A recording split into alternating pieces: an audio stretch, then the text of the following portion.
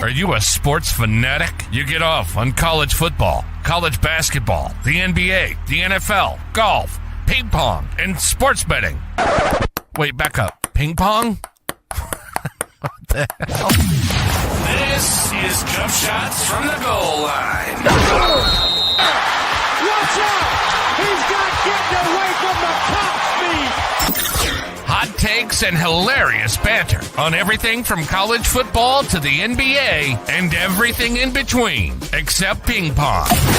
And we're not just flying solo. We're bringing in some heavy hitters from the world of sports. Journalists, players, legends. You name it, we've got them. Why should they have all the fun? Bryant for the win. Bang! This is Jump Shots from the Goal Line. Where every episode is a slam dunk. And now your hosts, Jonathan Dugan and John Henningsen. What is up, everybody? We are back after a little 1 week hiatus. You know, sometimes you just gotta, take a step back, take a little break ski. John went to Chicago. That's not why we took a break, by the way. He was ready to go Monday. But dude, yeah. I mean, how was the Windy City, bro? It was nice, man. It's I don't know if you've ever, maybe you haven't been. No, never. Or at least not like or at least not for like an extended period. It's a great city. I would just say like it is like it's a top tier city. It's definitely a city. So you have to like know that you're going to a city. So for some folks, maybe that's appealing, maybe that's not. I just kind of heard the sirens in the background kicking off. Someone hit some of the streets around here, and it reminded me of like you're hearing that constantly in Chicago. You're hearing the horns. People are incessantly honking for no reason whatsoever. Nothing's getting done that way. That's not how you deal with people. But that's how they communicate. So whatever, it's fine. But like, I didn't love that part of it. But outside of that, man, like really clean city, really fun city. I could think it's got to be an elite spring, summer city. It'd be hard to compete. Like you can just tell that there's a different buzz that's like kind of brewing there, and that's about to get thrown down. I mean, they got beach access by the Great Lakes. You got walkable turf, great food, a bunch of good looking people. I mean, what's not to love about Chicago? Yeah, dude. Like I said, it's definitely on the bucket list. So it's hilarious though that you were in Chicago because, dude, usually you and I will like tell each other about our travel plans, just like hype each other up, whatever. Dude, you just literally you text me out of nowhere one day, and so does our friend James DeLuhash. Hey, saw Henny at a Cubs game, and then you send me the same text. Hey, saw James at a Cubs game, and I'm like, yeah, the hell, you're in Chicago? When did this happen? I honestly thought I had mentioned it at some point. I guess it maybe or probably I had mentioned it in passing at some point. I don't know. Maybe I didn't, but it was really hilarious to find out. Yeah, to your point, a mutual friend just happening to be there as well. And then I didn't realize that either. Like I thought I heard him maybe mention it at some point, or something like just something in Chicago in passing. But like again, you don't think anything of it. People say the word Chicago. It's not out of the norm of the English language. But I had another friend just text me like, hey, like, aren't you at Wrigley Field right now? Like, because I think this guy's at Wrigley Field right now. So I immediately texted him. We met up and said what's up for a little bit. So mostly ships in the night for the most part. But I think we also had like the same vacation, just like in different forms. I'm there with my wife. He was there with like some friends and some family, what have you. Yeah. But great to see a friend at Wrigley Field. I mean, like definitely an experience. Yeah, I mean, and I guess we should probably talk about that a little bit too, if you're curious. But for the baseball, the seam heads out there that are really interested in Wrigley Field, dude, I am. I mean, is it as like majestic or? I mean, dude, Wrigley Field is. I mean, that and Fenway, because Yankee Stadium's not really around anymore. At least the classic one. Those are the two, old timers. Did it hold up? So it was interesting to me. Like it's very cool. It's beautiful. Like obviously there's, you just you get a little bit of this. What I will say though, and this does throw me off. Also real quick side note, my wife has been to the old Yankee Stadium Fenway and Wrigley, she's like whooping me. She's been to all of them because she's lapping you, bro. She's got a dad that just like rocks. But it's they cleaned it up. It's nice. It's really nice. And they've like modernized it quite a bit. So like it had some of the things I was looking for, the flags all over the place, things that like I remember from like my childhood. Yeah, the ivy's there, which like the ivy's inspiring. If I turn this thing around, you can get into my backyard, and I got ivy going on my wall. Yeah. Probably inspired by Fenway as a kid. In fact, I think there's no way that I can hide it really. But it was almost like too new. Like in my opinion, I kind of wanted it to be grosser and older. Yeah, lost its character, huh? Yeah, like you see those things circulate in the internet. You got Harry Carey shirtless, hitting on a woman. You got some guy falling over. And it's just a really nice park. It's just a really nice. They've really modernized it wonderfully, which is like both a compliment, but also maybe takes a little bit of the spirit away. Was it easy to get to? Like you just walked, I assume, right? Or like took a cab? Yeah. So we literally took a plane ride in that day. So we like jumped in a lift and like went right over to the stadium. So it was like literally we'd been in, Chicago all of 30 minutes before we were at Wrigley Field.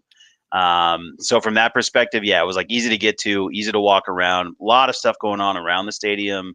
So certainly plenty available, certainly plenty to do, take it with a grain of salt that we were there on a weekday. Maybe it's a little different on a Saturday at the same time, just in terms of atmosphere, what have you. Sat basically in the Bartman seats. So if you know like the Steve Bartman story, then you're probably familiar with sort of the location I was in. That was my natural draw. I was like, oh, we should probably have the Bartman seats. Let's see if we can ruin a game today. Yeah, did not catch a home run though. Yeah, but nothing really came our way. They do block off access to the bleachers if you don't have bleacher tickets, which seemingly were harder to get.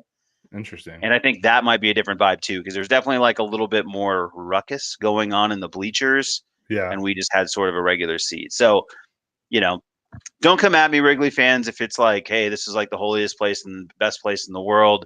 I thought it was very nice, very cool. Had some like old memories sort of drum up, but I was also kind of like, it feels like they cleaned it up. It's like feels newish. So it's like it didn't feel as holy as one might think.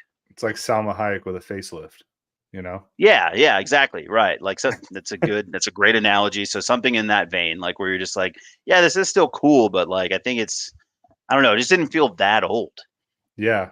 Did you get a dog at the ballpark? Yeah, I had to have a dog. That also was curious to me. Another thing, so famously, the Cubs are in Phoenix for spring training, right? Mesa area mostly. Growing up, that was always like, everybody's at a Cubs games. Those things would sell out. They're selling old styles. People are drinking Miller Lite. Man, this is just a Budweiser, Bud Light in there. That's like all that there was. I would just say it's a bad beer town in general, frankly. Ooh, not a good beer town. Rough look. And again, like I kind of wanted to have a shitty old style. Like I know an old style sucks, but like I wanted to have a famously shitty Chicago beer. Sure. Didn't see those going around. It's just kind of like Bud Light, Goose IPA. That's like a local thing there, which is fine. It's a reputable beer, what have you. But you've partaken in a few of those. Yeah, man. I honestly, in the weirdest way. So it's a both a compliment and a demerit, if you will. I wanted it to be shittier, Wrigley. It was too nice. You got corporate on us, and you wanted the whole experience. Yeah. Yeah, I wanted that like clean dive bar experience, and it was almost just clean. So yeah. Damn. Did you get a Chicago dog though, like with the pickle spear and the celery salt and all that stuff? So yeah, of course I dressed it up accordingly. Like I'm doing exactly what I'm supposed to do. That was lost on my wife. She's like, I don't like understand anything you're doing. Like all these hot dogs are the same. I'm like, that's not the case here. And like, don't say that out loud.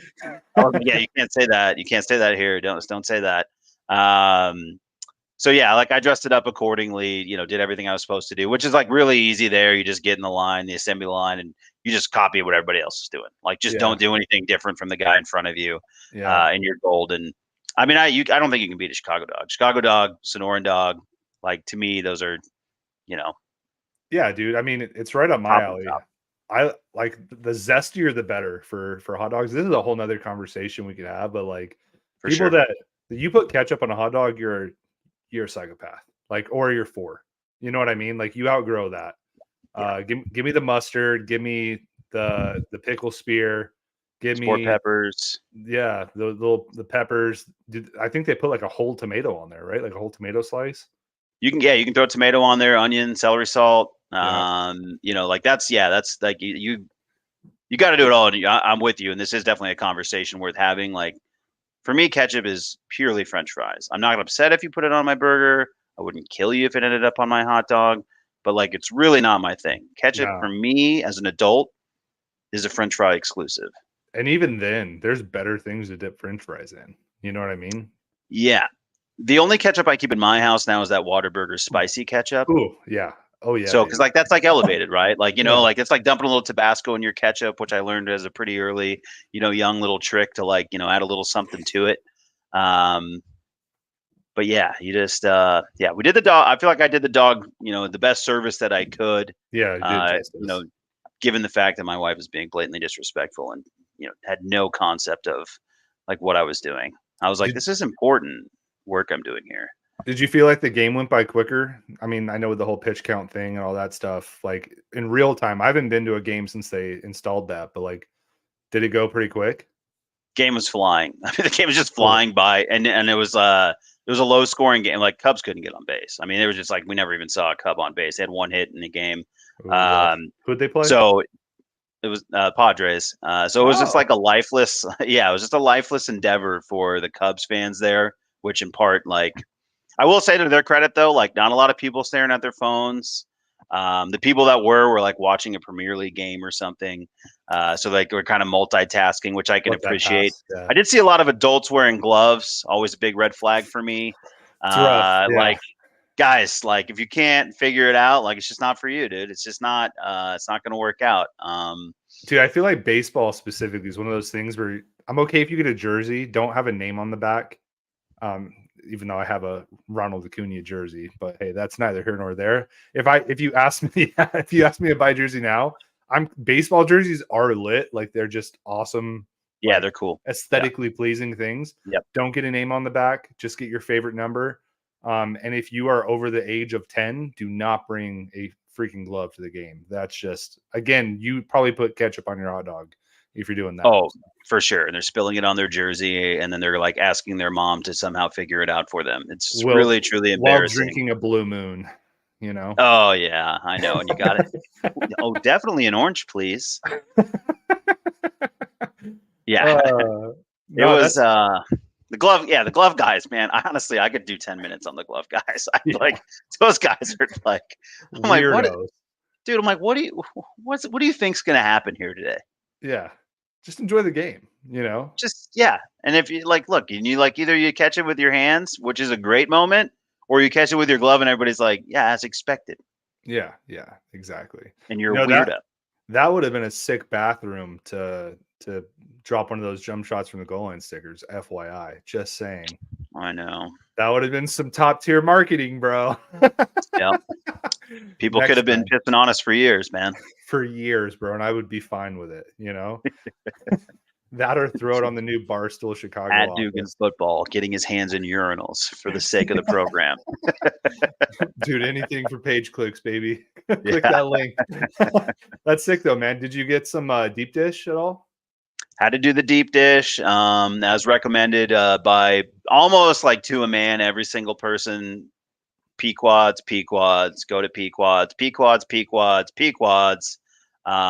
Fantastic pizza. Honestly, it does rock.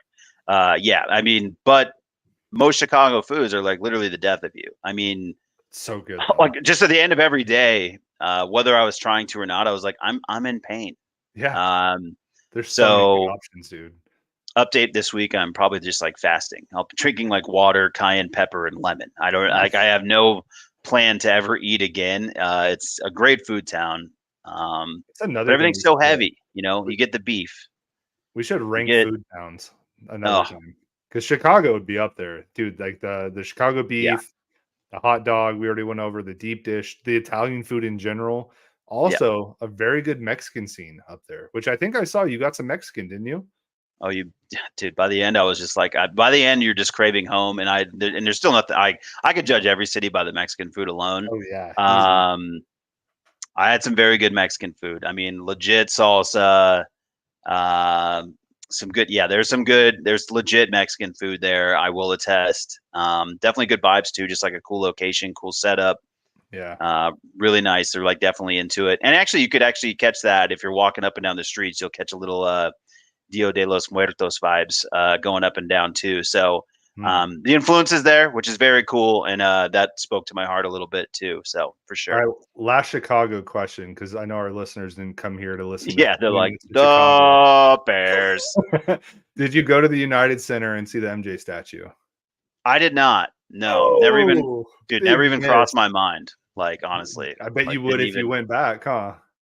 I don't know, statues. I don't know.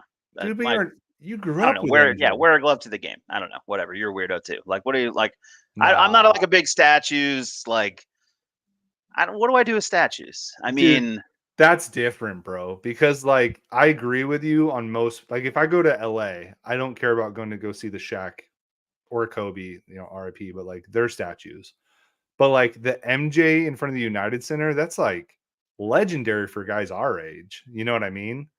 Yeah, I mean, I don't disagree with you. I mean, as far as like statues go, it's that's there. Jordan and then Tiny Iverson 1B. Yeah, got to go see that now for sure. Yeah, because I like statues on bigger than. Yeah, but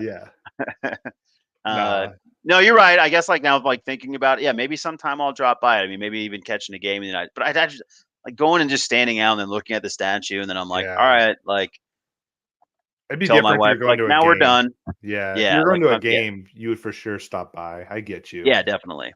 And I did see our boy like did the Walter Payton one, I think. So he was outside of Soldier for a little bit. Yeah, I did see that. Yeah, good on him. He's one of the tribe for sure. He's a statue purveyor. So no, that's cool, man. I saw too on I don't know if it was your story or your wife's, but you guys were watching a little bit of the playoff basketball while you're eating some dinner out there. So I know you're up to date. Playoffs seem to be going pretty juicy. I know tonight the Thunder beat the Mavs. They came all the way back. That's tied 2-2. We got the Wolves and the Nuggets. That's, I believe, tied 2-2 now as well. And then Celtics are beating up on the Cavs. They're no Donovan Mitchell, so that's kind of a wrap. And then the other series in the East would be.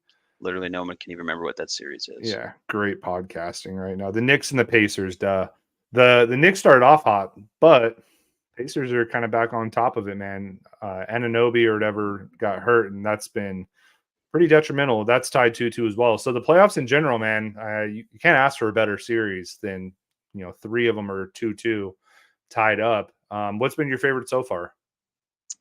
Definitely the series I'm most been interested in has been the Nuggets Wolves. Like that's just the most interesting series. Anthony's obviously sort of taken America's attention, if you will, in terms of speaking of the Jordan statue. Probably like he's brought up about in Jordan's name at least once a week, depending on who you're listening to. But that's been the most interesting series. Obviously the Nuggets responding, as defending champs and actually having to have this sort of pressure-packed moment and actually have to have a response. It's been pretty well documented that it felt like their run last year was relatively light lifting. Yeah. And so for them to actually like face a challenge, be down 2-0, and then now respond. Honestly, as a Suns fan, I watched that series and I'm still offended that Jamal Murray wasn't suspended. What he did was disgusting behavior. Can't believe that we haven't been given the 2007 NBA championship. If we can't have that, then I don't understand how Jamal Murray isn't suspended or jailed for life. But so be it. Like whatever the NBA does. At least send back to Canada, bro. I mean, at least come deported. On, dude. Yeah, like you can play for the Raptors at only home games. Whatever the ruling is, it's fine by me. But that to me has been the best series by far. I really have been pulling for the Wolves. Like I just think it's a little bit more interesting. Yeah. But I'm also hyper aware that they employ Gobert and Cat, and that this probably was long overdue to flip back the other way. So But that's the one I've kept my eye on outside of TJ McConnell and, Halliburton, of course, just torturing again my son's heart by being seemingly so gettable for us for so many years, always tantalizing, always trying to build up some sort of trade to get TJ McConnell every 10 seconds, and then watching him become, possibly the best Sean Miller Wildcat, at least debatably, in like the weirdest way possible. Yeah. He really has been a force. I had the same thoughts. I had 2 thoughts about McConnell. Of course, the first one, right? So I guess 3 thoughts. I had that one. I was like, dude, what in the hell? Like, the Suns have had like numerous chances to get this guy, bring him home. Number 2 was TJ McConnell's 32 years old. Like, time flies, bro. I know. In my head, he's still like 27. You know what I mean? Yeah. And he's still gettable. He'd still be a great piece for the future. Definitely not anymore. I mean, I'd still go get him. Yeah. Nash came to the Suns when he was like, same age. So, and then the last thought was exactly what you just said. I was thinking about that Sean Miller Cats team. That had to be what, 2013, 2014, where they had Aaron Gordon, Rondé, Brandon Ashley, him, and damned if he isn't the best one. You're totally right. Like, I mean, AG's got a title. He played well last year. Yeah. The last couple of games, he's been a pretty big linchpin in them getting back-to-back road wins. But he ain't putting up stat lines like McConnell. McConnell's out there freaking running the ship because Halliburton, ever since he got his injury, hasn't been the same, man. So it's just wild to think, because if you would have asked me back then, I would have given you Rondé would have been the best one. I would have given you Brandon Ashley if he would have got his chance. If he didn't get hurt, he would have been a player. And then AG, everybody thought he was going to set the world on fire. And damned if the unathletic white kid from Duquesne that transfers to Arizona is the best one out of them all, dude. I mean, good on him, dude. What a story. Yeah, he's just been like, it's just awesome to root. I mean, it's probably AG. Like, if we're really being serious, right? He's probably the more impactful guy. He's the guy who's going to make more money. But I mean, I'll be damned if I wasn't every single story just being like, well, whatever Carlisle's doing, blah, blah, blah. If this guy ain't playing TJ McConnell, get his ass out of here. I mean, he became like a national story, just like, I mean, of course, we're hyper aware of him here, but he was like leading, he's leading First Take, like, Rick Carlisle, can this guy coach? Does he respect TJ McConnell? And so it's just been really fun to watch his story. And that's been super interesting and entertaining. And it does seem that one's turning the tide, because if you want to talk about that series in particular, I know there's been other commentary and I'm not the first to say it, but my immediate thought always with Tibbs is he runs all these guys into the ground. So to see them have injuries, I'm like, yeah, dude, he plays all these guys 46 minutes a night. Like, they hit a wall every year. You they do really well the regular season. They do really well the first round, and then they get to this point and guys just start dropping like flies. Jalen Brunson's still out there doing his thing, but Anunoby's been so key for them since he came over. And like the rest of the guys, I think Mitchell Robinson's hurt too, right? Yeah, he's a big part of that team. It's just, you're right, dude. That's Tibbs ball. And, unless you have just a wicked bench, which they have a decent bench, but it's not anything crazy. Like, that's why you're seeing this happen. It's impressive as hell too, though, because the Pacers, I mean, just last year, dude, they weren't anything really, but Halliburton turning it on has been awesome. Siakam's been a huge get for them. McConnell being the super 6-man off the bench. They're doing all this too without Mathurin, who, dude, when he's healthy, he's a game changer. So shout out to the Pacers. I will say though, if we have any kind of combination of like a Celtics Mavericks finals, I'll shoot myself. If we have a Pacers Timberwolves finals, it won't be good. The number of combinations that are just so abstract and terrible for these finals coming up is just, it's alarming. Yeah. The Mavericks, like, to me, and to jump into maybe like a little bit that with the Thunder series, which I'm glad to see the Thunder going back. I do, again, to me, like, the Thunder are a little bit interesting. The Wolves are a little bit interesting because they're both just like younger and they have like some components, like whether you're looking at Shea, whether you're looking at Ant, like there's some interest level there. With the Mavericks, I mean, it's well documented on here. I do not enjoy Luka ball. It doesn't interest me. I don't want to watch a guy hold the ball. The counterpoint to that, though, is like I can't not love watching Kyrie Irving. Yeah. I really do love watching Kyrie. So it does make them at least respectively entertainable, or however you want to frame that. So that's been like somewhat enjoyable, but it has been nice, like to your point, like we've had a lot of back and forth in all of these series, 2-2 in every direction. But yeah, like count me out on any sort of Celtics. Like I find I'm so tired of watching that like overrated team come through the East only to get mowed down by whatever team comes out of the West. Yeah. I suspect we'll probably have something very similar this year in some form or fashion. I would also expect that we still see the Nuggets ultimately prevail out of the West, but You think? you know, I still lean there. I mean, are you from what you've seen? Like, I mean, you're kind of watching all these series too. Like, is anything changing your mind about that? Really? Yeah, a little bit, only because like Jokic is still incredible, but he is struggling more than usual against the length, right? So like having Mhm. Gobert out there, having Towns who can switch out on him, that's been causing some troubles. And then if they do make it to the next round and the Thunder are the ones that they have to play, they're just as long, and I mean they're probably longer. I mean both those teams, it's hilarious because it wasn't too long ago where teams were kind of going 3 guard out and going smaller and playing small ball and just pure athleticism. And now it seems to be the other way around, right? The age of the big man is kind of on its way back, even though it's a little convoluted because they can all shoot threes too. But size matters more than it did a couple of years ago. And Jokic is still the MVP, but he does struggle a little bit more when he does play those bigger teams. So it gives me a little bit of pause to just like pave the way to a finals run for them. I mean, let's look at it. The T-Wolves, they did win 2 on the road. Nuggets have won 2 on the road. So that series is very much wide open. If they make it through there, again, Oklahoma City, even though, they're having to play the Mavs, and it's to be seen if they'll get through. If they make it through, that's just another tough matchup.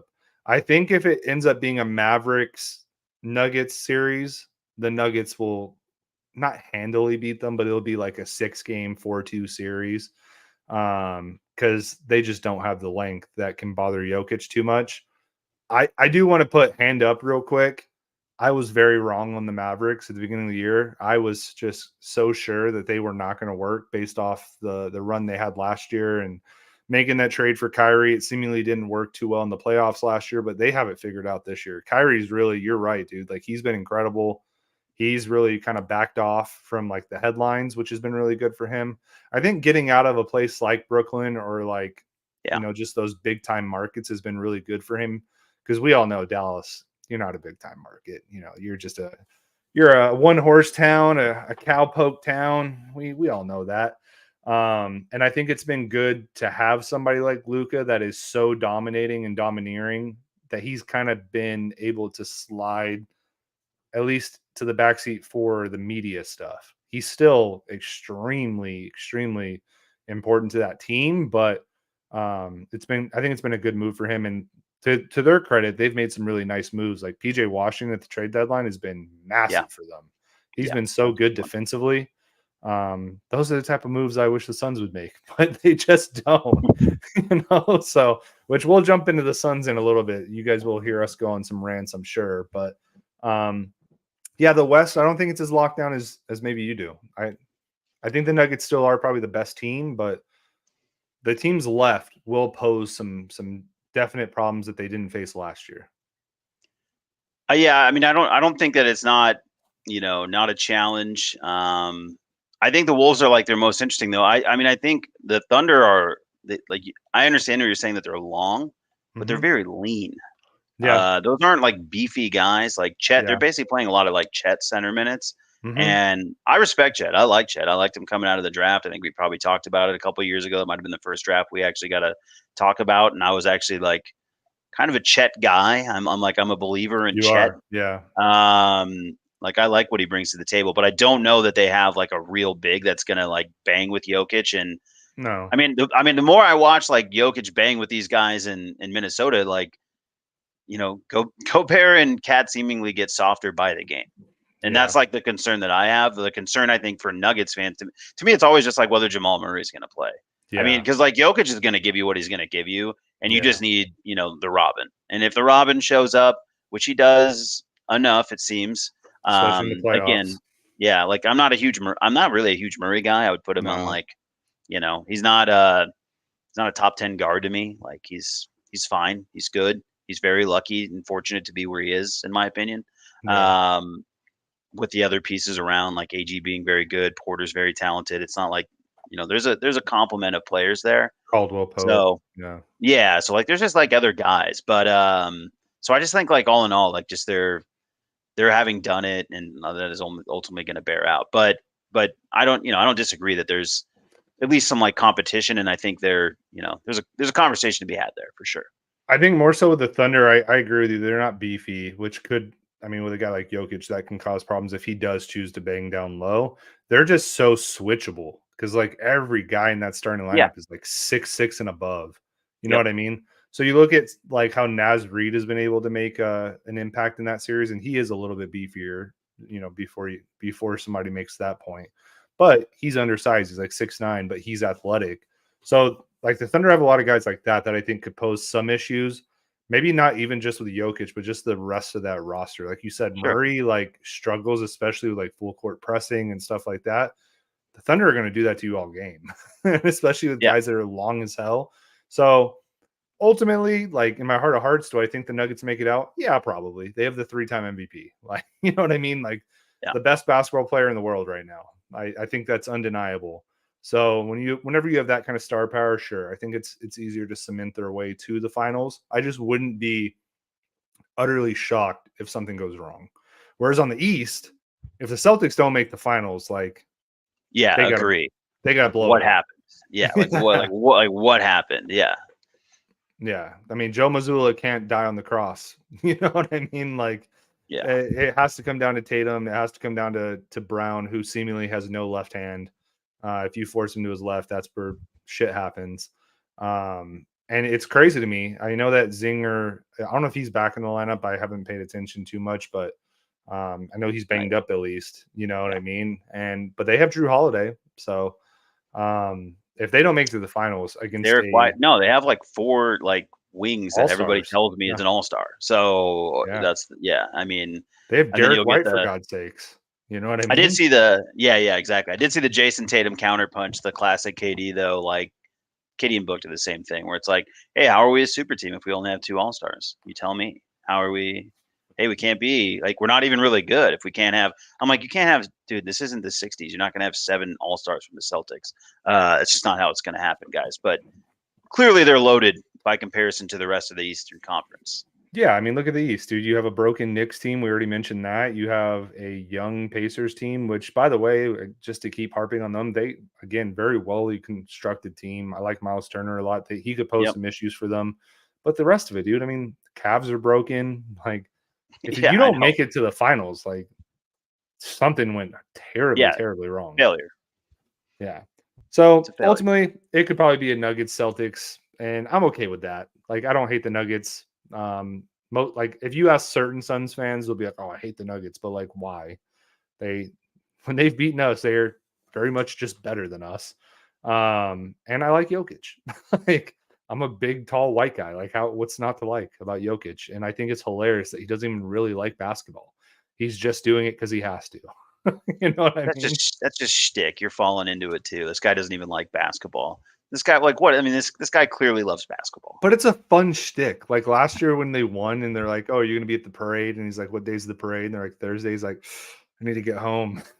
Like, the guy loves his horses. Like, it's fun. You know what I mean? You can root for a guy like that.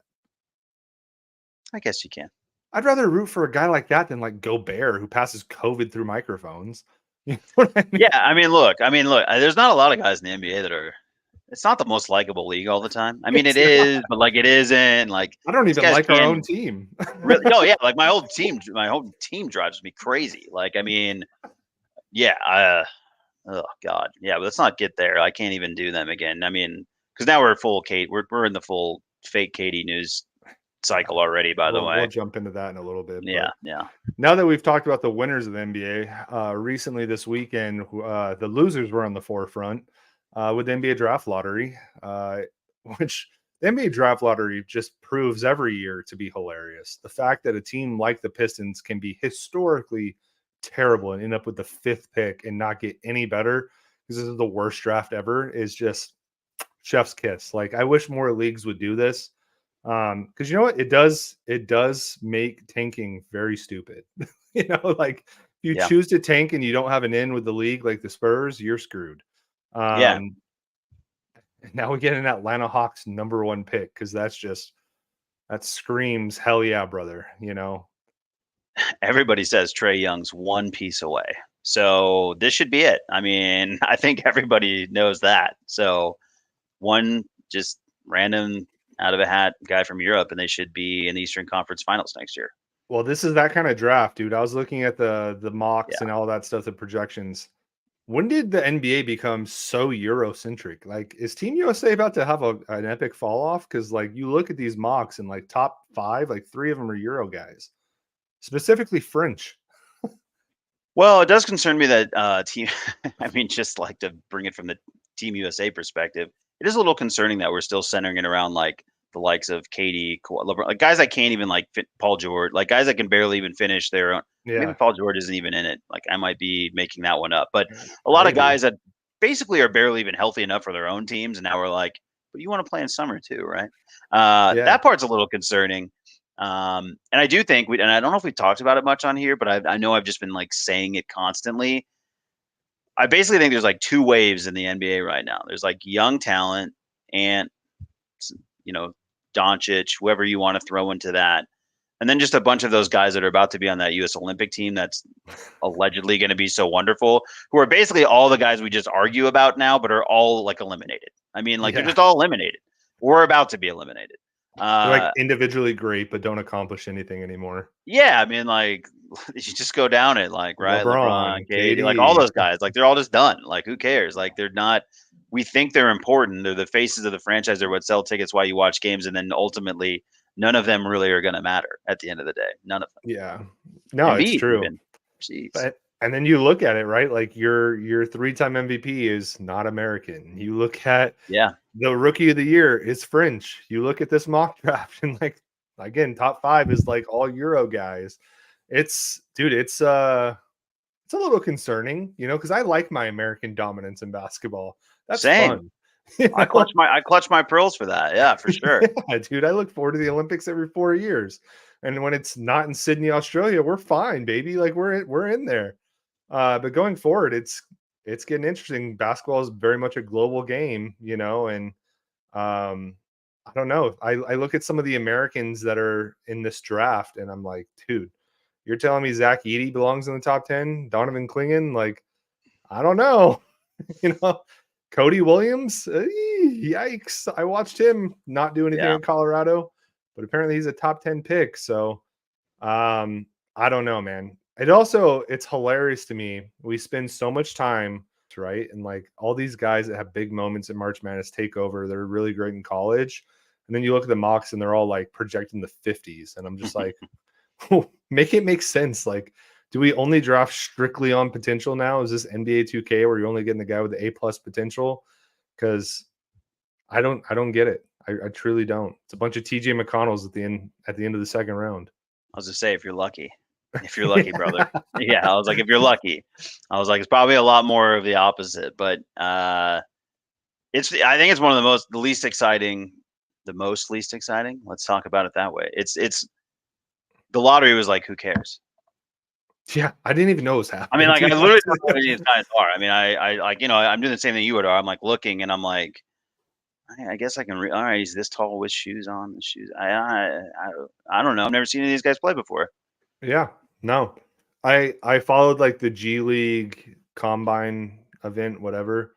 And when like the headlines are that Bronny James doesn't miss a shot, but we both watched Bronny James at USC and it wasn't great. It wasn't the experience we all were hoping for, but that's who's getting headlines. I'm just like, this is going to be a rough one, but hey, who knows?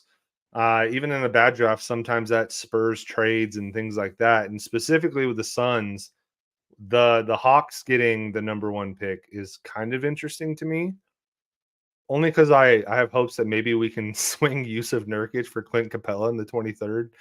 You know what I mean? Like, take on this contract. You're going to go draft a big man from freaking France or Serbia or wherever anyway. Take this lightly used Serbian big man from the Suns and give us Clint Capella. I'm cool for that, you know? Yeah, like every move in the NBA like leads to another leaf you can turn over where you can start to like spin the wheel butterfly again. effect. Yeah, so like there's always butterfly effect, a perfect way of framing it. That's always going on in the NBA, so that part's always interesting, and there is certainly some intrigue around that. Yeah, man, we'll have to see. I gotta say, like, and I'm just gonna shout this guy out, the Jared that was jumping in, or he was trying to trade KD like a madman. I talked to the guy, really nice guy. He's a Spurs fan.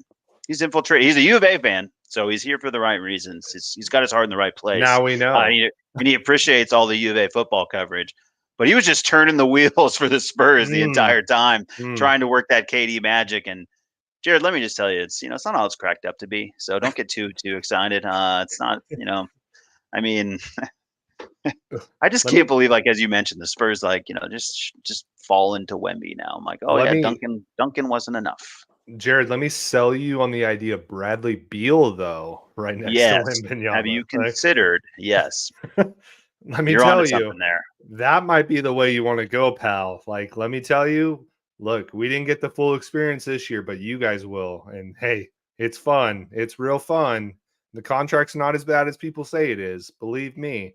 So, dude, I don't know what that team's going to do, bro. Like, the year-end press conferences was it was either like a week or two ago. Obviously, we didn't get to talk about it last week, but them talking about just that, number one, they're going to bring the starting five back. And like, they think that 30 or 29 other teams would love to have our roster and this and that. I'm just like, dude, just come out and say it, that we're about to do just a million different things, because it has to happen. You can't go into next season with this team. You just can't do it.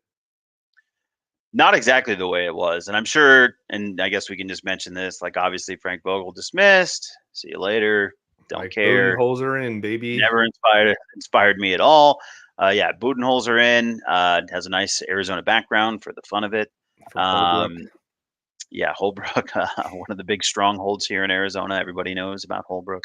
And ultimately, we'll see if, like, he has any influence on the way they reshape this team. If you're like the math guy, the guy who likes that, shooting a bunch of threes is like what makes sense in today's modern NBA, he's likely to give us that. He's always been like a top 10 guy in terms of year over year, just making sure that we chuck him, for lack of a better term. So we might see a little bit of that. He has a little bit of a defensive thing. And then, of course, he's had success, and he won an NBA title against the Phoenix Suns. Yeah, I mean, we talked about it, me and my buddies, and if there's anybody that knows how this Suns team shouldn't be ran and the deficiencies it has, it's definitely somebody that's beat us in the finals when we were up 2-0. So there's that. He probably knows the secret to Booker and all that kind of fun stuff. I don't know, though, man. Looking at Budenholzer throughout the years, what kind of changes do you anticipate potentially happening with this team? I can tell you right now, Yusuf Nurkic will probably find a new home. Yeah, that's the one that jumps out to me as well. So I think when you like talked about the Capella move or whatever, or something in some facsimile of that, I think he believes in a defensive anchor, and I think he believes in like a bit of a stretch five. Nurkic would probably tell you that he is that stretch five. I watched him take multiple ill-advised three-point shots throughout the regular season, each one to my chagrin, whether it went in or not. So I do think like that's like the one thing that does jump out. The other thing that I do find interesting about him is that he did work with like Drew Holiday in the mix as a point guard, who certainly isn't a true point guard, right? Like there's certainly that conversation's out there. I think everybody knows that he's not like that true facilitator. So, can he improve efficiencies around that? I think that will be interesting to see. But as you mentioned, I just think there's going to be a roster shakeup. And until we have that roster shakeup, we're just kind of throwing, wishes into the sky, or however you want to frame that. Yeah, he definitely, the one thing I looked at was he definitely is going to want a defensive-minded center, and that's not Nurkic whatsoever. And then, the point guard thing, I could see us making a move for like Malcolm Brogdon, maybe. Like if you want to gamble. If you liked him. Yeah. Because he kind of had plays him for a bit, right? Did he? Like, wasn't there some overlap when he was in Milwaukee or no? Let's look that up really quick. I got the Google machine out. In the meantime, Talby231 wants to know, but would you guys want LeBron and KD? We've said it on this podcast. Yeah, bring it. Well, like, what else we got going on here? If you can't find a trade partner for 23, go get Bronny. All right. That then in turn brings in LeBron, and hey, you know what? There's your point guard. All right. There's worse things that can happen. We saw it this year. Just sure, why not? Bring it in. Everybody already hates us. Like, there's no like, they hate us. If you can bring in LeBron on a minimum, hey, that's a big win. Or a mid-level exception, like that's still a great move. Like, I mean, find me an argument that says that that's not. Does it automatically mean you win a championship? I have no idea. Like, can all these guys coexist? I have no idea. I will tell you, this was not a fun team to begin with. No. So yeah, why not pile on? Brogdon was there, I believe, for either a year or two. I just looked it up. So, yeah, he was part of it. What about without KD, he says? Would you want LeBron? Sure. Why not? We're in hell. Screw it. Yeah. What do we care? What the hell? Who cares? Yeah. I mean, look, in terms of likability, do I like LeBron more than KD? KD is kind of a wet blanket with all things considered in any part of basketball. He's talented as all hell, sure. LeBron, I think LeBron would be fun. Like the lies in the press conference would be at least tantalizing. Sure. You see, he almost plays chess now. Yeah, I mean, that's what I mean. Like that kind of stuff would give us things to talk about, and like tracking LeBron lies throughout the year. We'd have like a whole tracker, like right below, like or right above, like where it says W there. That'd be cool. I'm willing to do that. LeBron is still good from what I can gander. I think he probably has about the same injury capacity as KD. So there's that. And if you bring in Bronny, I mean, hey, there's your chess piece for the future. There's your point guard right there. Guy doesn't miss a shot at the combine. Look, I know we're laughing, but like if I had to choose one or the other, I think I'd pick LeBron. I don't know about you. LeBron still, I think he makes more winning plays than KD at least has the last years in Phoenix. Yeah, he just feels like more a facilitator. And like if you're like, because if you just traded pieces straight up, right? Like if you just went KD for LeBron, that's the trade. LeBron makes the team make a little bit more sense. Because like the construction still makes no sense, right? To have like 3 ISO scores. LeBron at least is a facilitator. Yeah. Does these things, what I mean? And if you just talk about it pound for pound, year over year, I mean, they're both on the sunset of their career, whatever you want to call that. I think KD's probably is still actually a better scorer, but I think what you get in the other areas from LeBron probably still outshines. And in terms of, we saw it with Chris Paul, I guess would be like the case in point, right? Chris Paul's mind did more for this team than like his talents did.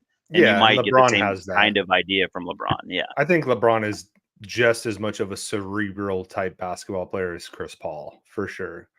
And I think just in terms of likability, like people clown on LeBron, but I think people like LeBron more than KD. Like KD's pretty divisive.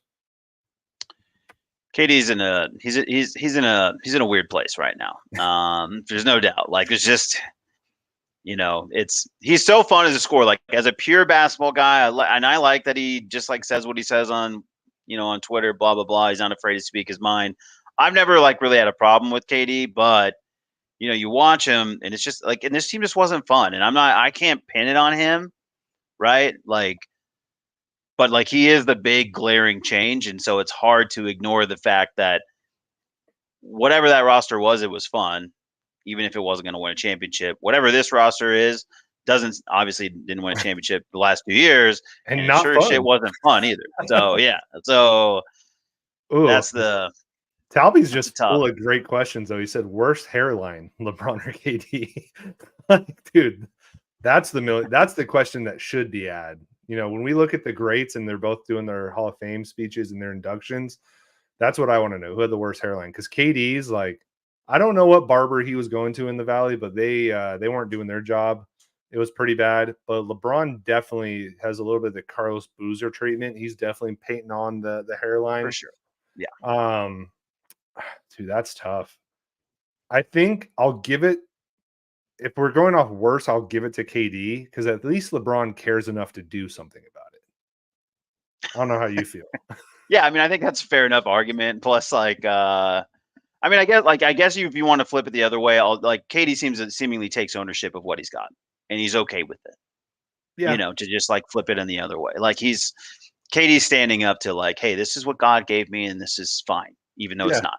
Yeah. Clearly not, but it's fine. Yeah. I'd be down though for LeBron over KD. Like, and look, Stephen A. Smith is just on a Phoenix Suns like tear down train. First it was Booker to the Knicks, and now he's saying that KD's unhappy. Stephen A. is really busy out there. Yeah, KD is perpetually unhappy though, so like that's not surprising. That's why I don't really understand what this reporting means. Like, I don't know if I should like. And there's just always reporting around KD, so like that's what sucks. Like, I don't even know if it's his fault. I really don't. Like, it might. None of it might not be any of his fault. Like, he might have nothing to do with all of it, or he literally is the center of all of it. And I honestly couldn't tell you which. And I don't know which I even want to believe anymore. I just don't care. You'd have to. I need a break. You'd have to find the right burner account to find the real. I just need a break. I need a break from the Suns.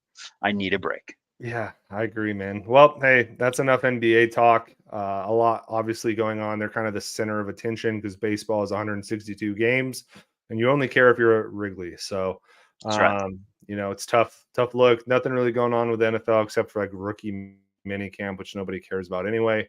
So, in the spirit of that, we're going to go ahead and move on to our next segment.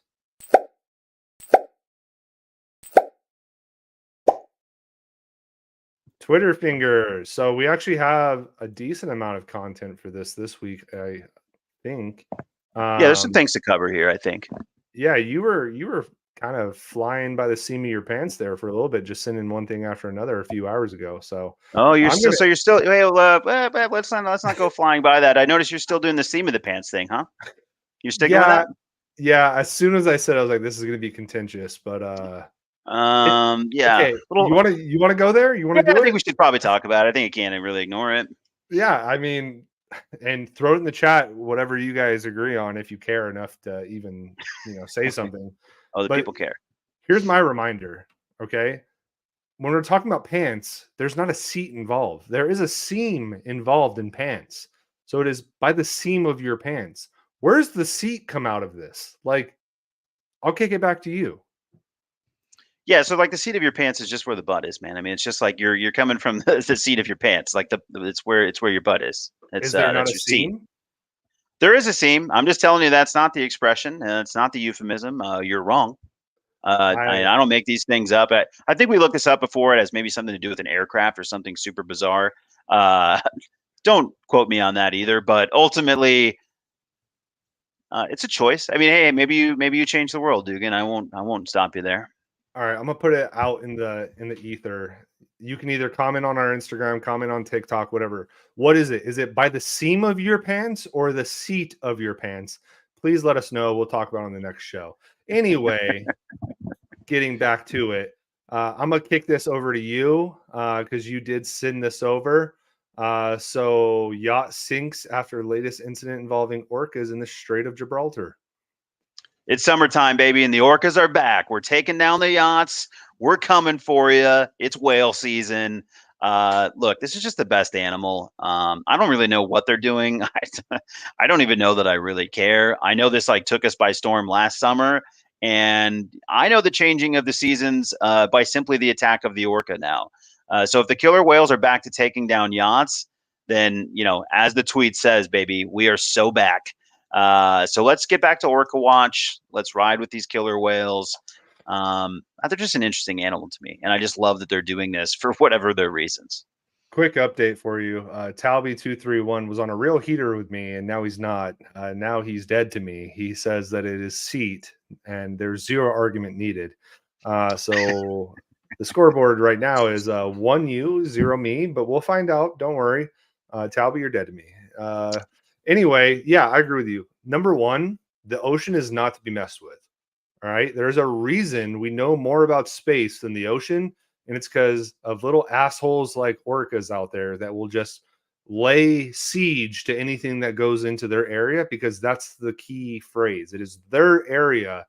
And it is not to be messed with. I am definitely of the ilk that I don't like open water. I don't like swimming in like open water.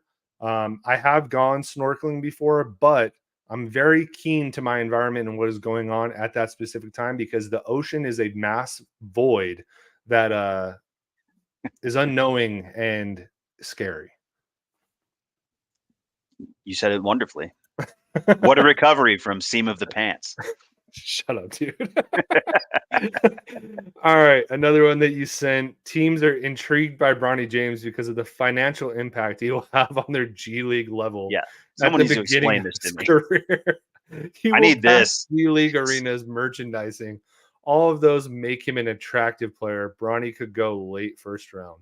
Guys, if we're worried about the revenue streams of our G League outfits, then bring back Robert Sarver, because he just got rid of that shit altogether. He said, we don't need a G League outfit. Because honestly, guys, like USC tried this maneuver thinking that they were going to sell a lot of shit having Bronny there, and it went up in flames. So if you're spending a first round pick and you're saying this is why, you're full of shit. We know it's just because you want LeBron James. That's my soapbox. Go ahead.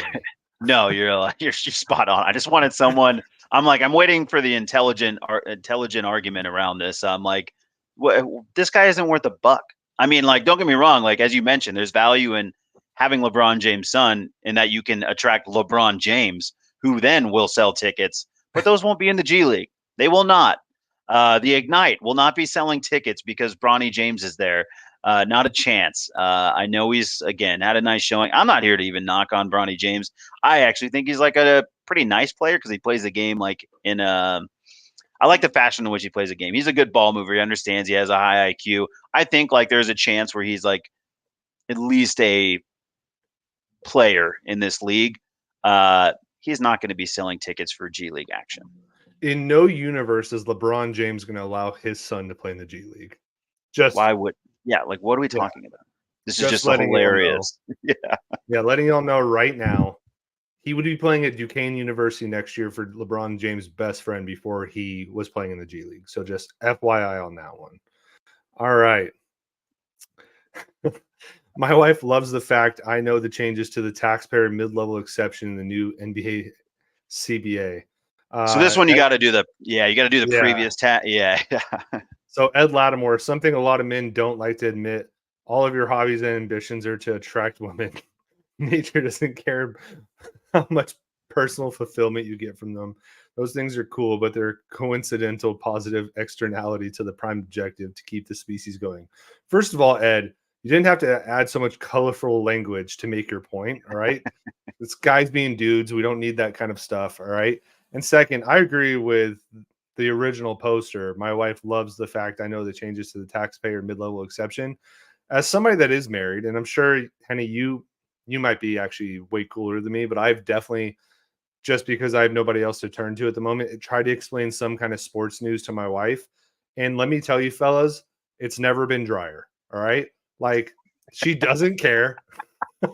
Right. I live in the desert, and let me tell you, it's negative humidity. As soon as I start talking about this kind of stuff, this does not help move the species forward.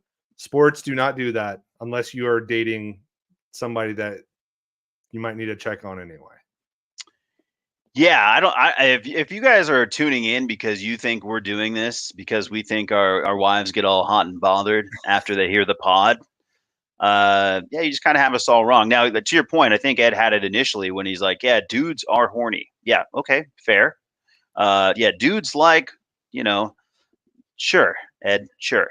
But if you think everything that we do, I mean, even golf, like, look, has my wife looked at my scorecard before? Sure. How much was that feigned interest versus real interest? I'm not sure either. But I can assure you we're doing plenty of things that are just meaningless and just for us. Yeah. Actually, your wife just hopped on the Instagram, so I'm sure that she can affirm. Sports talk, Maybe that's why she joined, though, Henny. Maybe she Yeah. just. All right, Ed, hold on. Stay tuned. We'll get back to you next week. We have a follow-up on the hairline thing, seat of the pants, and then certainly I'll let you know how the rest of the evening goes. All right, question answer. She said that I need to make sure he's not embarrassing me. So yeah, she's this tweet. It's not aging well. So yeah, that's. Thanks for joining, Chelsea. We do have somebody commenting though. What are other problems with the NBA in your opinion? Oh, buddy, you just unlocked a Pandora's box. First of all, bring back hand checking. We need that kind of business. All right. Make the backboards more breakable. We need that kind of stuff back as well. I don't know, Henny. What are some thoughts you have? Gosh, what are other problems with the NBA in your opinion? That's like a little bit loaded. We might have to come back to you on that, Brendan, a little bit. But I mean, all my problems with the NBA are very specific to the second apron. Bullshit, dude. We finally have a rich owner in Phoenix, and I think this guy should be able to spend money like he's a fucking god. There should be no limits to the way this guy. If this guy wants to sell your home, Brendan, so that we can buy another player, he should be able to do it. He owns a mortgage company, and we have every God-given right to sell, make as much American money as we can, and buy all the damn players. So that's really my problem. Is just that my team can't win. Beyond that, the G League probably. I think I'm good on the G League. I think if we just continue to prop up the NCAA, and not specifically the NCAA because that is its own litany of problems, but some sort of just acknowledgement of like college sports with money and blah, blah, blah. It's a long thing. I mean, it's a good question. But I think there's a lot to bite off there. And really the answer I gave you is. Yeah. Brendan, I know that's what I'm saying, Brendan. Our problem has been longer our problem is like historically forever long. So 93, 68, however you want to frame it. I think the NBA could take a page out of Europe as well. Like, have you ever watched a European basketball game and how they have like flares going on in the stands and like more flares? Yeah. That kind of shit is cool. Like, bring that kind of action. I don't know if you've been to an NBA basketball game lately. It's a little vanilla. It's a little copy paste. Bring me some flares in the audience. That's what I need for sure. I think breakable backboards and flares. I think honestly, you're on a heater. So anything else that's coming to your brain right now, I say just throw it out in the ether. Yeah. All right, on to the next one. I love this, sticking on the NBA train. Nick Young's always a good follow. He's just perpetually putting out interesting tweets. But obviously lately we've been having the whole I don't remember who. Oh yeah, Austin Rivers, stupid ass, said. Yeah, he started it. Yeah. You can think of 11 guys in the NBA right now that could go out there and play NFL football today, but you can't pull 10 guys that can play NBA from the NFL. Nick Young solved the question, guys. All that soft stuff these football players saying about NBA players, last time I checked, Deron Williams beat up Frank Gore 1-0. So, yeah, that did happen. Frank Gore, I expected more out of you, and it didn't happen. So I think this answers the question. But on the same token, Nate Robinson did get that ass beat when he stepped in the ring. So I think both of you guys got your issues. Yeah, I think this was like the first time that anything that in this context made me laugh, like even a little bit, or even like smirk, because like so much of the conversation has been so stupid. But I did want to ask you, like, if you had a lean, because everybody has to have like some sort of stance in this position. Yeah. Do you think it is more likely or more simple, to go from the transition? Like, which transition is the one that makes sense to you? Yeah, it's definitely the NBA players to the NFL, in my opinion. Yeah, because I think so too. Anybody that's played basketball with like football players know it's not an enjoyable experience. There's not a whole lot of nuance there. It's just a lot of guys throwing bodies at each other, and it doesn't work. I don't get me wrong. I think there's some like corners or like wide receivers that could go to the NBA and probably be pretty sick. But I think there's a lot more basketball players that go to the NFL and be like just equally as sick at wide receiver, at corner, at safety. There's even some like pretty big dudes that could probably play like offensive tackle. You know what I mean? Like, it seems like Jokic could be a tackle, right? Like yeah, you're like why wouldn't he be able to do that? Yeah, I think it is definitely easier for an NBA player because when you look at, dude, we just had the draft, right? Like when you look at draftable prospects, they're all like the athletes. You look at like the D line, the O line. So, oh man, look at these guys who can move their feet really well, blah, blah, blah. Well, like think about what a lot of those guys look at. A lot of the scouts are like, oh, they were two-sport athletes. They played basketball. He's probably got great footwork. Okay, cool. Well, let me tell you, when you look at the NBA combine, they're not going, oh man, he played football. He's physical. Like, you know what I mean? Like that doesn't really happen. So I think it's the NBA guys. I think they're on the right side of history. But I think equally they would both probably be pretty shitty at each other's sports one way or another. So I don't know. No, I'm with you. I think that's I don't have anything to add because I think it's pretty much it. Yeah. This is a great question. Time zone rankings. Number 1, Mountain Standard Time, a perfect remove from the tyranny of Eastern Standard Time without being alienated. Sports start at like 5 p.m. Which rules? I can confirm that. That is sick. Pacific Standard Time, mornings are bad, but you basically don't work after 2 p.m. Also sick. Eastern Standard Time, a tyrant, but if you're on it, you can feel smug. Did you write this? I think this sounds no, I don't know, but it really spoke to me. I will tell you, it really spoke to me. Yeah. Yeah. Central, blah, blah, just be Eastern Standard Time already. I can speak to this because I've never even given it a thought until I was in Georgia visiting my sister and the Ravens were playing like Monday Night Football and the game didn't start until like 9 o'clock.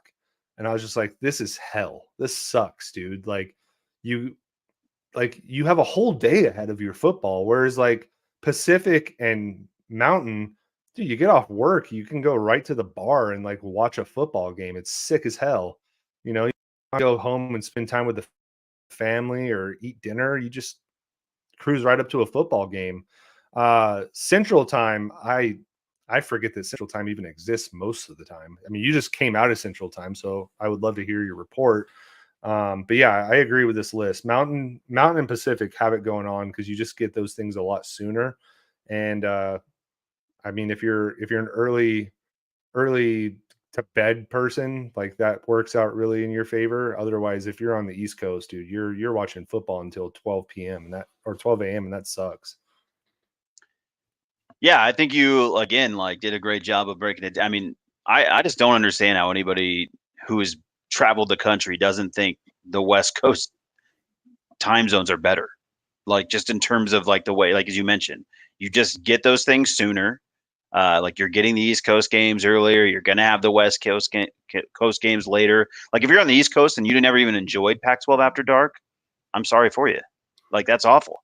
Dude, that's a brutal experience. And vice versa as well, dude, because like, I don't know, like if you ever had like a sick Saturday night where you go out with the boys or whatever and you're out kind of late, right? You wake up 9:30 the next day, kind of hungover, grab yourself a breakfast burrito, and guess what? If you're on Pacific or Mountain, dude, you're laying on the couch watching football. Whereas I've been to a game on the East Coast and like, dude, that bitch doesn't start till 1. Like, what do you do all morning? Like, there's nothing that you're just waiting for the game to start. That sucks, dude. Eastern Standard Time is the worst. I will say though, a tyrant, but at least you can feel smug. Essentially, this does put a new twist on this because I have forever been the brunt of the Eastern Standard Time behavior of obviously our time's the best time. We're doing everything on our time. Just deal with it. We're going to send you this stuff super early. Blah blah blah blah blah blah blah. When I look at it from this lens, at least I can understand. They're just mad and they're just lashing out.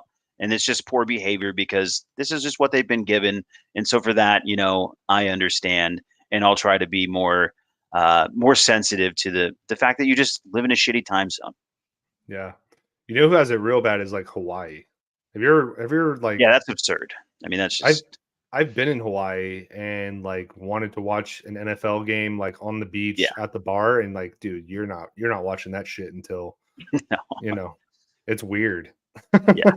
You know, like Sunday Night Football is at like 1 p.m. It's super strange. Nobody moves to Hawaii for the time zone. No. Time doesn't exist in Hawaii. I'm pretty Yeah. sure. So. Island time's different. All right, dog catching a home run. He was talking about how far Galarraga used to hit the ball. In the air to left, speaking of far. That one is an opposite field long homer from Mason White. A 2-homer day. So we have a 2-homer day from your own Arizona Wildcats for those that are just listening to audio. I'm happy that dog is, though. And now we've got a golden retriever on the loose with a ball. America's dog. I tell you, for a little guy. And I'm not going to lie to you folks. This was an excuse to both remind you that Arizona baseball is just yet another dominant sport in the University of Arizona, currently sitting atop the Pac-12. And also, it's a lot of fun when a dog catches a ball. That's the first time I've ever seen it, and I want to watch that more. Like, that dog was so happy, dude. Like, dude, if you could bottle the happiness of a golden retriever and just like give that as medicine to people, the world would be a better place. Let me tell you. Yeah, if you're having a bad day, go see a dog. Go hang out at a place where dogs are present. People want you to pet their dogs. They're tired of petting their own dogs. They're happy when you pet them and get excited. Having a bad day, as Dugan said, best medicine. Go find a dog, and honestly, go to a baseball game. Sit in a baseball game, especially if it's bark in the park. I mean, there's not much better things in life than bark in the park. I keep running into this baseball content, and I am reminded of like the joy of baseball. Yeah. Even though it's like, again, like none of it's actual baseball, but there's so much joy around baseball. And that's always fun. The aesthetic, dude. Yeah. Just like Ears of the Park with your boys. The 999 challenge is a thing now. Yeah. Which is not absurd. doing that, let me tell you, but still cool that it's a thing. Dogs catching dingers. Like this for me, this video is just a pure dopamine hit because it's like the crack of the bat. You got sunshine. The cats are the ones hitting the dinger. Then you got a golden retriever catching it. A kid's trying to take it from him, and that dog's just running all over the place, happy as hell. Pure dopamine, bro. Like, I might look at that when I'm at work. Yeah, you gotta pin that one. Yeah. All right. I love this. I sent this to you. I believe that belongs to Mr. Gilmore. Zach Edey running the 3/4 chord sprint at the combine. That's perfect. Like, that makes me like Zach Edey a little bit. This is as a specimen. Yeah, dude. There's no better movie out there than Happy Gilmore. By the way, I'm still a Billy Madison guy, but yeah. But I understand. Happy but like Gilmore's they're right. They're right there. They're right there. And that character was so good. I sent this to you. I love this, actually. Yeah. These shrooms ain't shit. 5 minutes later. It hit me this morning about I don't know why it's not playing. 3:34 in the morning. Woke up, staring straight at the ceiling, and said to myself, "It's not just another day; it's today." Just overall, it hit. It's the heavy breathing for me, dude. And the eyes, like through those, like those are like borderline transition lenses, I guess. Like, yeah, it. Honestly, if I didn't know it was Jim Harbaugh, I would believe this guy was on mushrooms. Yeah. That's a straight like psychedelic thought, dude. Yeah, I mean, no, like between that and the look and the way he says it, the way he's like fighting for it, he's like, "No, it hit me. It's today." Yeah, I'm just like, the guy's a treat. That's like retired boomer dad vibes for sure. Like the dad that worked an office job for 40 years, finally retires, grew up in the 60s, was around it, always thought about it, and then he finally gets the chance to do shrooms. That's that right there. Exactly. You know what I mean? So, no, and that's your coach, Henny. That's your coach. So, my guy. Hot dogs from heaven, pure ballpark entertainment.